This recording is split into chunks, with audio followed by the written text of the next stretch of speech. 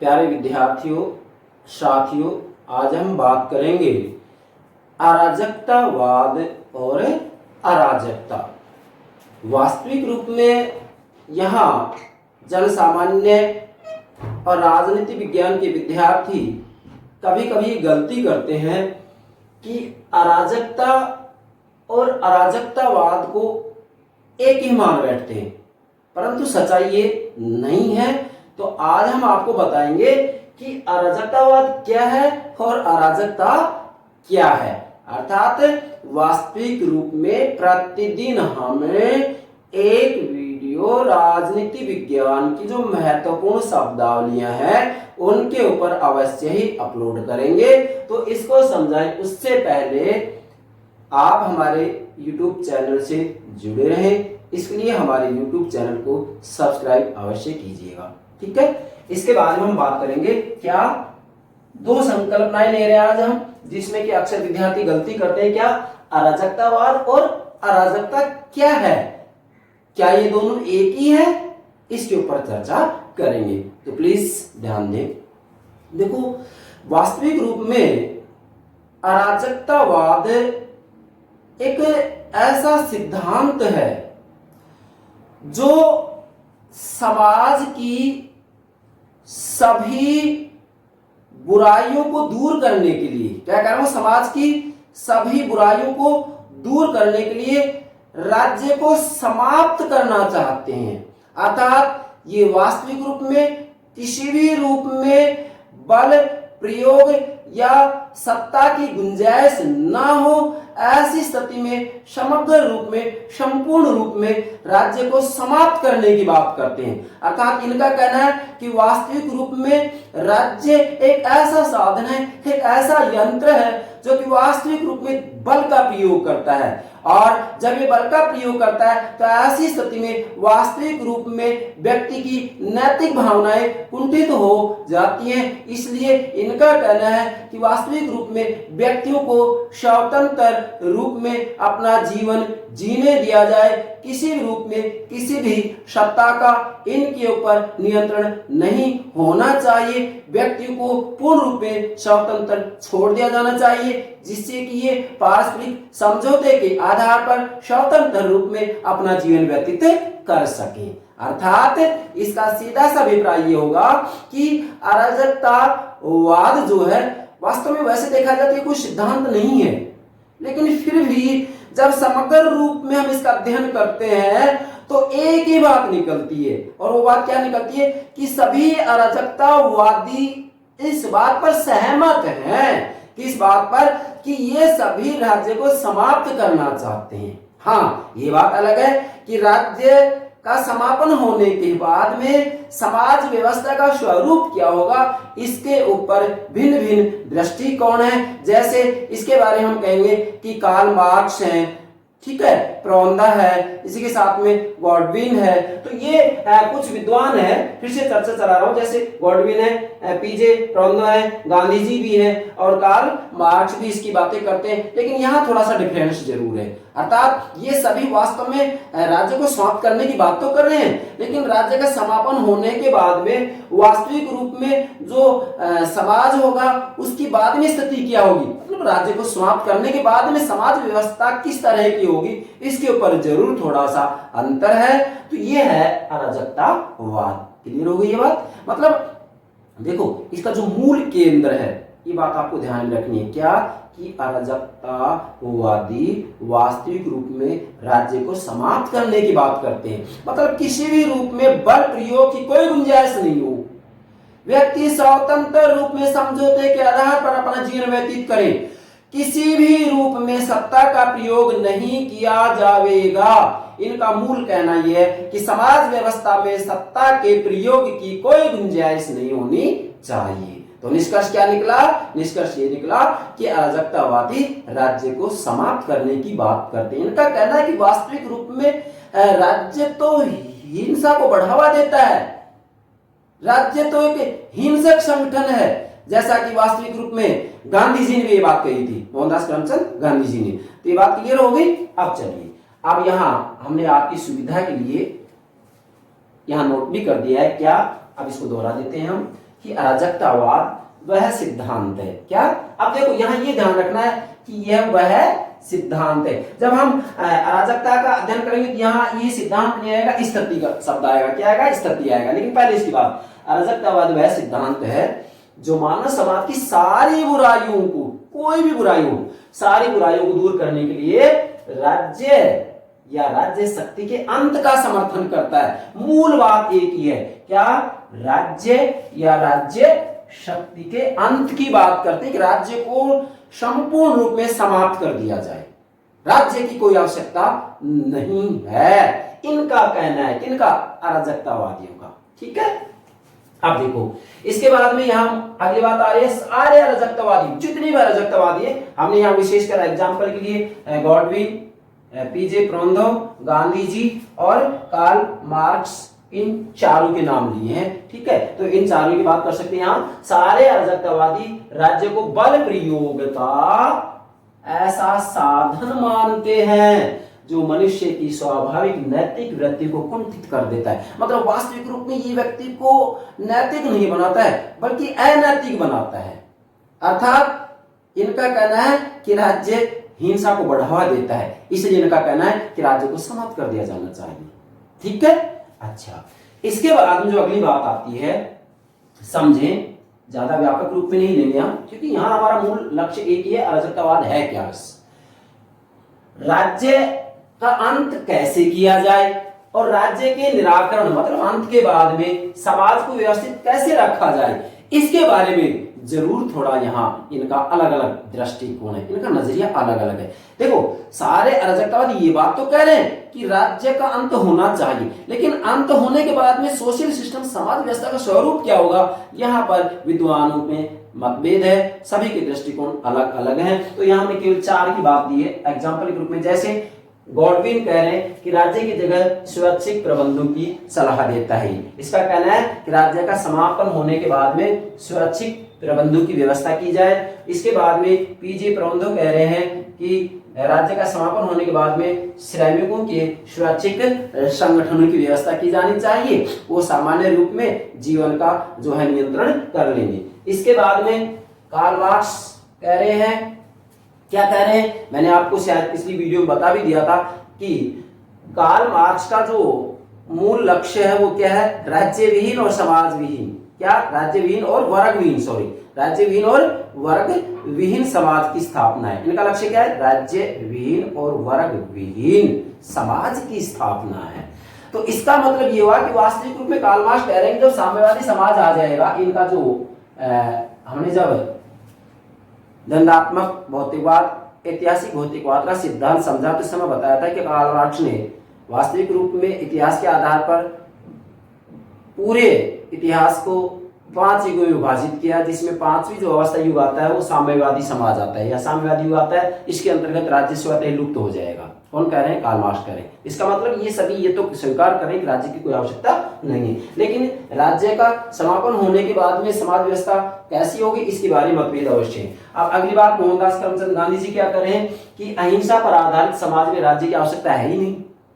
ये क्या कह रहे हैं, क्यों, क्योंकि गांधी जी का कहना है कि राज्य तो हिंसा को बढ़ावा देता है, इसका आधार ही हिंसा है, इसका आधार ही बल प्रयोग है, इसलिए राज्य की आवश्यकता है ही नहीं। क्यों, क्योंकि गांधी जी तो अहिंसा की बात करते हैं और इनका कहना है कि अहिंसा पर आधारित समाज में राज्य की आवश्यकता है ही नहीं।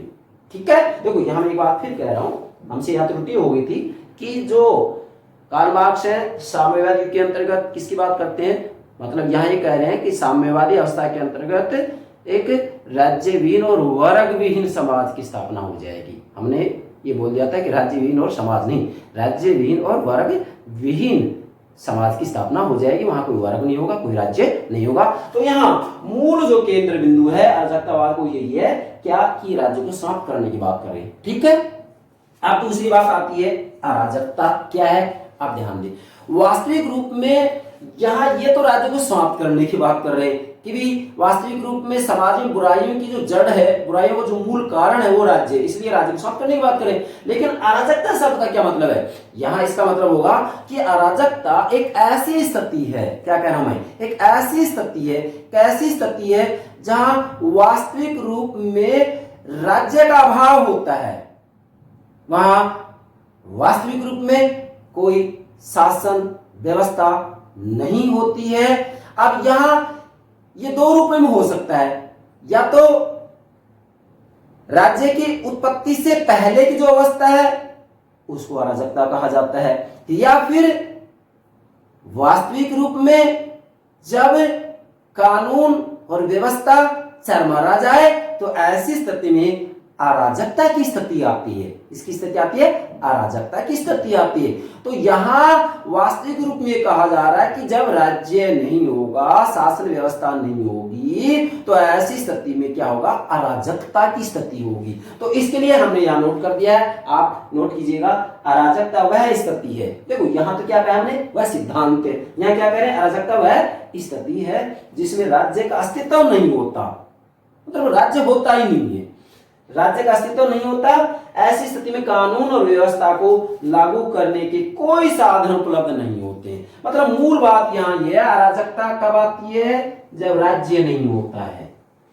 क्या, जब राज्य का अस्तित्व नहीं होता है तो अराजकता की स्थिति आती है। अब इसके लिए विद्वानों ने इसको दो भागों में बांट दिया है। कैसे, नंबर एक, अराजकता की स्थिति कब आती है, जब यह राज्य के उदय से पहले की स्थिति हो सकती है। जैसे हम यहां उदाहरण देंगे मनु और थॉमस हॉब्स का। किसका, मनु और थॉमस हॉब्स का। तो पहला बिंदु क्या है, नोट कीजिएगा, यह राज्य के उदय से पहले की स्थिति हो सकती है। मतलब राज्य की उत्पत्ति होने से पहले, जैसा कि मनु ने अपनी मनुस्मृति में कहा है कि जब जनता भयभीत होकर इधर उधर दौड़ने लगी, ऐसी स्थिति में उन्होंने ईश्वर से प्रार्थना की, प्रभु हमारी रक्षा कीजिए। तो ऐसी स्थिति में ईश्वर ने फिर एक राजा की नियुक्ति की। तो राजा की नियुक्ति की किसने की, ईश्वर ने की। दैवीय सिद्धांत हो गया। तो इसका मतलब यह है कि वास्तविक रूप में जब राज्य नहीं था, कोई राजा नहीं था, तो ऐसी स्थिति में वास्तविक रूप में वहां पर कानून और व्यवस्था नहीं थी, तो वो अराजकता की स्थिति थी। लेकिन इसका दूसरा पार्ट भी है, क्या, या तो ये स्थिति हो कि राज्य की उत्पत्ति हुई नहीं है, उससे पहले की जो स्थिति है उसको क्या कहते हैं, अराजकता, जैसा मनु ने कहा है। और इसी के साथ में थॉमस हॉब्स ने भी कहा है। थॉमस हॉब्स भी क्या करें, वास्तविक रूप में इन्होंने अपनी पुस्तक लेवियाथन के अंतर्गत चर्चा की है, जब सामाजिक समझौता सिद्धांत दिया, तो उसमें इन्होंने कहा है कि जो प्राकृतिक अवस्था होती है, उस प्राकृतिक अवस्था के अंतर्गत वास्तविक रूप में व्यक्ति पूर्ण रूप में स्वतंत्र होती है। और चूंकि व्यक्ति स्वभाव से बड़ा स्वार्थी होता है, क्या कह रहा हूं मैं, व्यक्ति स्वभाव से बड़ा स्वार्थी होता है, पशुओं से भी ज्यादा हिंसक होता है, छली होता है, कपटी होता है। अब चूंकि वहां राज्य है नहीं, तो ऐसी स्थिति में कैसी स्थिति हुई, सबका सबके विरुद्ध युद्ध जैसी स्थिति होगी। अब सबका सबके विरुद्ध युद्ध जैसी स्थिति होगी, व्यक्ति स्वभाव से स्वार्थी है, कानून व्यवस्था नहीं है, तो ऐसी स्थिति में फिर उनकी स्थिति क्या होगी, जैसे सैम हॉब्स कह रहे हैं कि प्राकृतिक अवस्था में या दशा में मनुष्य का जीवन एकाकी, दीनहीन, घृणित, पाशविक और क्षणभंगुर होगा। एकाकी का मतलब क्या है कि वह अकेला होगा। अकेला क्यों होगा, क्योंकि उसका कोई संरक्षक है ही नहीं, उसका कोई संरक्षक है ही, क्योंकि शासक नहीं है, राजा नहीं है, राज्य नहीं है, कानून नहीं है। इसके बाद वो दीनहीन क्यों होगा, क्योंकि वास्तविक रूप में वहां उस स्थिति के अंतर्गत किसी भी रूप उद्योगों का विकास नहीं हुआ है, तो वह वास्तविक रूप में गरीब होगा, दीनहीन होगा।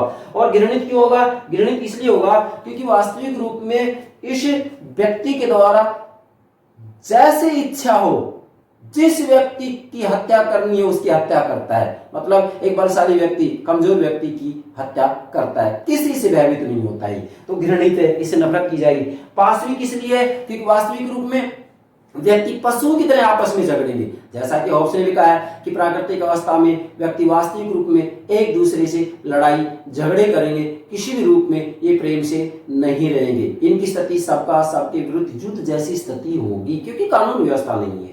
इसके बाद में क्षणभंगुर क्यों है, क्षणभंगुर इसलिए क्योंकि वास्तविक रूप में कोई भी शक्तिशाली व्यक्ति कभी भी निर्बल व्यक्ति की हत्या कर सकता है, इसलिए उसका जीवन छोटा है। ठीक है, उसको विश्वास है नहीं कि मैं कितने समय तक जीवित रहूंगा। तो ये अराजकता की स्थिति में ऐसी बात आती है। क्यों आती है, क्योंकि मनु और थॉमस हॉब्स का कहना है कि राज्य की उत्पत्ति से पहले ये स्थिति थी, ये स्थिति थी, इसे ही क्या कह रहे हैं, अराजकता। तो पहली बात क्लियर होगी, आप ध्यान दें। दूसरी बात क्या करें, राज्य और शासन व्यवस्था के भंग हो जाने पर ऐसी स्थिति पैदा हो सकती है कि राज्य की उत्पत्ति होगी, राज्य है, सरकार है, कानून है, लेकिन फिर भी कभी कभी क्या होता है कि राज्य और शासन व्यवस्था के भंग हो जाने पर भी अराजकता की स्थिति पैदा हो सकती है। तो ये दो बातें होगी, इसको भी आप नोट कीजिएगा।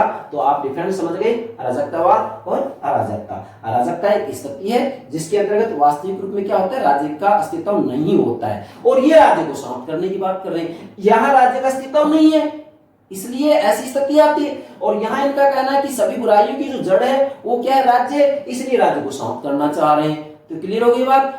अब यहाँ विशेषकर जो विद्यार्थी गलती करते हैं, अराजकता और अराजकतावाद को एक मानते हैं, तो ऐसा नहीं होना चाहिए। अब एक बात अंतिम और कहूंगा मैं कि जो ये अराजकतावाद है, ध्यान दें, जो ये अराजकतावाद है या अराजकतावादी है, जैसे कि ये सारे विचारक हैं अराजकतावादी, वास्तविक रूप में इस अराजकता शब्द की या अराजकता की कल्पना एक आदर्श स्थिति के रूप में करते हैं। मतलब ये जो अराजकतावादी है ना, ये अराजकता को एक आदर्श की स्थिति मानते हैं। इनका कहना ही है कि राज्य को समाप्त करो। भाई ये क्या कह रहे हैं, राज्य को समाप्त करो, और यहां ये कह रहे हैं कि राज्य का अस्तित्व नहीं होता है तो अव्यवस्था होती है। वहां वास्तविक रूप में क्या क्या होगा कि इस अराजकता की स्थिति में जीवन और संपत्ति की कोई सुरक्षा नहीं रह जाती है। जैसे थॉमस हॉब्स कह रहे हैं कि वास्तविक रूप प्राकृतिक अवस्था में किसी का जीवन सुरक्षित नहीं है, किसी की संपत्ति सुरक्षित नहीं है, और फिर क्या होगा कि अधिकार और कर्तव्य की भावना भी लुप्त हो जाती है। किसमें, जब राज्य व्यवस्था, सरकार, कानून नहीं होता है, ऐसी स्थिति में अधिकार और कर्तव्य की भावना भी लुप्त हो जाती है। मतलब ये अराजकता की स्थिति के अंतर्गत होता है। लेकिन इनका कहना है अराजकतावादियों का कि वास्तविक रूप में अराजकता की स्थिति क्या है, ये आदर्श स्थिति मान रहे हैं। इसको किसको मान रहे हैं, इसको आदर्श स्थिति मान रहे हैं। मतलब इनका कहना यही है कि राज्य को समाप्त करो, राज्य की कोई आवश्यकता नहीं है, राज्य हिंसा को बढ़ाता है। और वैसे देखा जाए तो वास्तविक रूप में जब से राज्य की स्थापना हुई तब से देखा जाए तो अपराधों की संख्या घट रही है, बढ़ रही है, अपराधों की संख्या बढ़ रही है। लेकिन भाई वही बात है, जब लास्ट में ये गॉडविन या प्रोंधे या कार्ल मार्क्स कह रहे हैं कि राज्यविहीन वर्गहीन समाज की स्थापना, तो वहां पर भी कोई न कोई रूप में व्यवस्था तो होगी। इसका मतलब हम कह सकते हैं अराजकतावादी वास्तविक रूप में अगले दरवाजे से तो राज्य को बाहर निकाल रहे हैं, लेकिन पिछले दरवाजे से राज्य को स्वीकार करें, क्योंकि व्यवस्था की जरूरत तो फिर भी पड़ेगी। तो ये है अराजकतावाद और अराजकता। समझ में आ गया। एक बार पुनः, अराजकतावादी राज्य को समाप्त करने की बात करते हैं, क्योंकि सभी बुराइयों का जो मूल कारण है राज्य को मानते हैं। और अराजकता एक स्थिति है, स्थिति कब आती है, जबकि वास्तविक रूप में राज्य अस्तित्व में नहीं होता है, कानून और व्यवस्था नहीं होती है। ऐसी स्थिति के अंतर्गत वास्तविक रूप में अराजकता होती है, या उसे अराजकता कहा जाता है। तो ये हो गया अराजकतावाद और अराजकता। प्लीज हमारे YouTube चैनल को सब्सक्राइब अवश्य कीजिएगा, इसी के साथ में हमारी वीडियो को लाइक कीजिएगा, शेयर कीजिएगा। अब आप में यहाँ देखें, एग्जाम में किसी ग्रुप में कहीं कोई प्रश्न पूछा जाए अराजकतावाद के ऊपर, अराजकता के ऊपर, तो आपका आंसर गलत नहीं हो सकता। मूल इसका भावार्थ यह है। इसके बाद में अलग से हम अराजकतावादी विचारधारा को समझाने का प्रयास करेंगे। Thank you very much.